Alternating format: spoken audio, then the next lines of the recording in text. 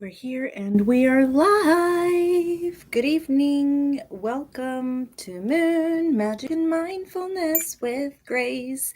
We gather together every moon day to talk about where the moon is every day and what that could mean for you or for us or in general to the people around you, and the astrology, which this week is the amazing Astrological New Year that we have been waiting for and looking forward to, and just excited because it's like another opportunity to restart. This is the time to make the dream board, to script journal if that's what you're into, to just work on those manifestations. Now, when it comes to manifestation, eclipse season, it's not really recommended for doing a lot of manifestation, but we're going to talk about that next week because we have the full moon and the lunar eclipse happening next Monday. So I'm excited about that. But let's begin. This should be a short episode because the full moon episode is next week. We're starting the week with the moon in Cancer. So, first of all, how was your weekend? Was it chaotic? And I ask not only because mine was chaotic in silly little ways that we don't think about chaos because, right, chaos is a big deal.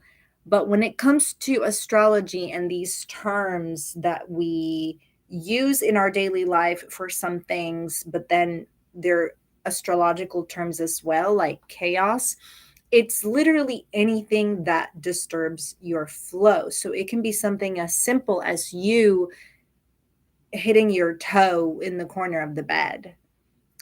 If that got in the way of you having a day because you broke your toe, because you broke your nail, because it hurt a lot, because it ruined your mood, because reasons, it got in the way of the flow. So I ask how your weekend was, and then I mentioned chaos because the moon was out of bounds. It ends tomorrow on Tuesday, but the moon was out of bounds this weekend. Now, this is the first time that I bring this up.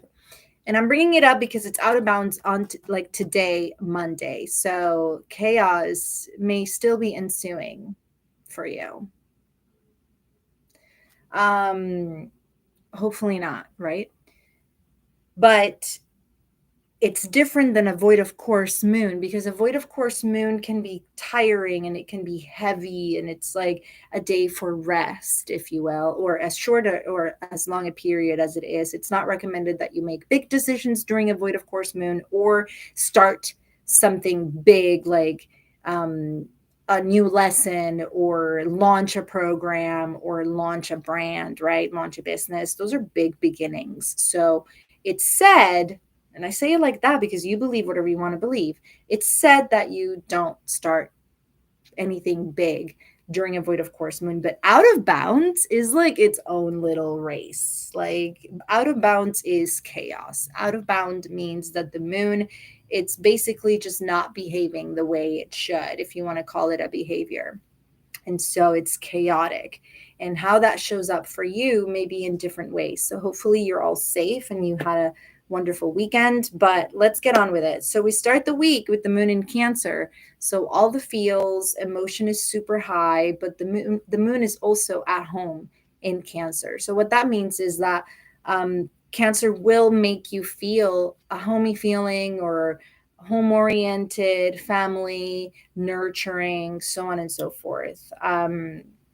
It shifts into Leo by Wednesday. And now, if you're into astrology, then you may have seen a lot of people in your feed talking about the equinox. But here's the thing, a lot of people online are saying that the equinox, the first day of spring and the first day of Aries season, is tomorrow.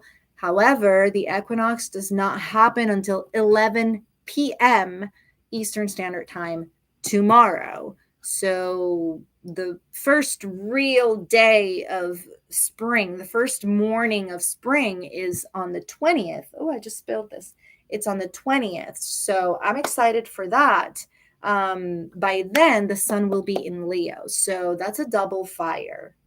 Definitely expect attitudes and drama. There's other things happening like Mercury and Chiron, which triggers healing conversations. However, if you're not in tune with your emotions, or you're not in tune with your authenticity, or just the language to describe what's happening within, then there might be outbursts. I don't know. You tell me. You tell me when we catch up, because Mercury in Chiron with the sun, first day in Aries, which is a fire start, a starter, an instigator, with the moon in Leo. Oof. I I am looking forward to it with total apprehension. I'm not very excited about it. But you tell me, how are you doing? And how was your weekend? Please check in. So, Thursday, the moon will be in Leo as well. And Mercury in Chiron still from the day before. So, healing conversations or arguments might ensue or might already be happening. That's for you to know, right? But Saturn joins Venus in Pisces on Thursday. And so that gives way to kind of Saturn is that boundary setter, that lesson giver. And Venus is what we value: money, relationships, love, and finances, right? Well, I said money and finances, but those two things together bring our awareness to those things in our lives in terms of what may be some boundaries that need to be set, right? And then by Friday, the moon will be in Virgo. Saturday will be in Virgo as well. And then we'll have the full moon on Monday. And I'm excited for that. We'll have conversations on that. Let's see. The affirmation for the week is, I am open to the healing energy of the universe as I nurture my dreams and connect with the depths of my soul. If that is not a moon in Cancer, I don't know what is. So, hello, hello. Thank you so much. Yes, you're welcome. I know it was a heavy vibe, right? Definitely.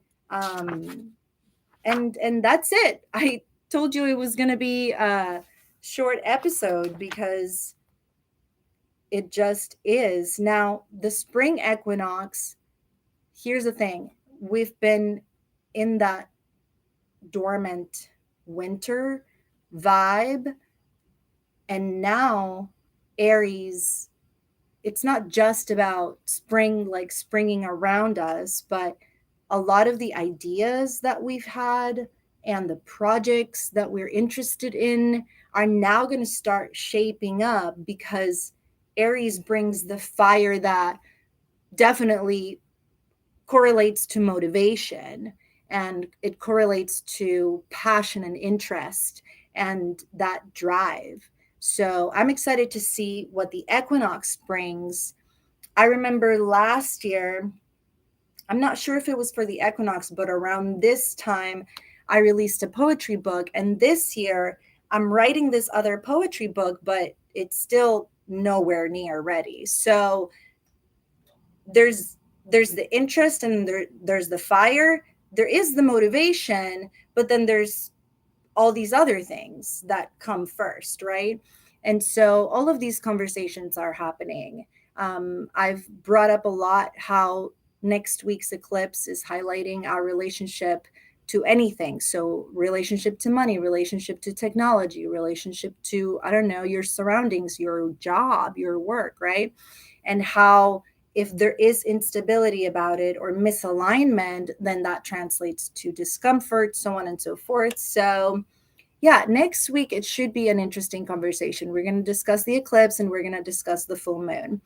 And then for housekeeping purposes, on TikTok and Instagram, every day I'm showing you one way that you can prepare for that eclipse. We've brought up focusing on negotiations versus collaboration. And yeah, go check it out. Go down the feed. So that's it. Let's go ahead and do our meditation. And get ready for tomorrow's equinox, which is the main event. It's not this one. So get comfortable and take deep breaths, nice and slow.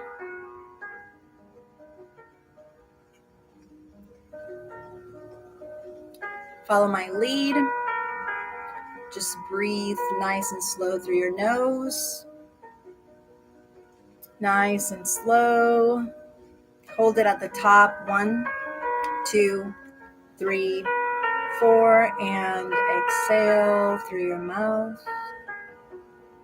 Nice and slow.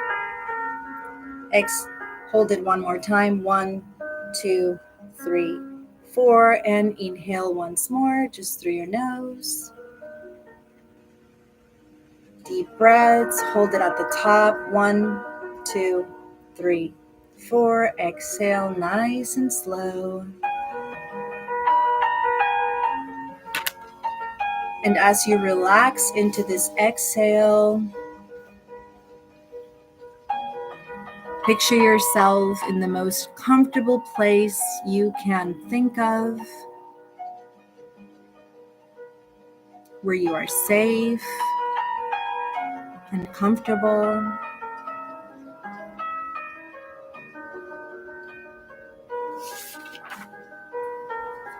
And think about these affirmations. I am open to the healing energy of the universe as I nurture my dreams and connect with the depths of my soul. I am excited for a brand new season and new opportunities for growth and creativity. I am safe. I am guided and protected. With me, take another deep breath in through your nose. Deep breath in, hold it at the top. 1, 2, 3, 4, and exhale nice and slow through your mouth. And as you relax into this exhale,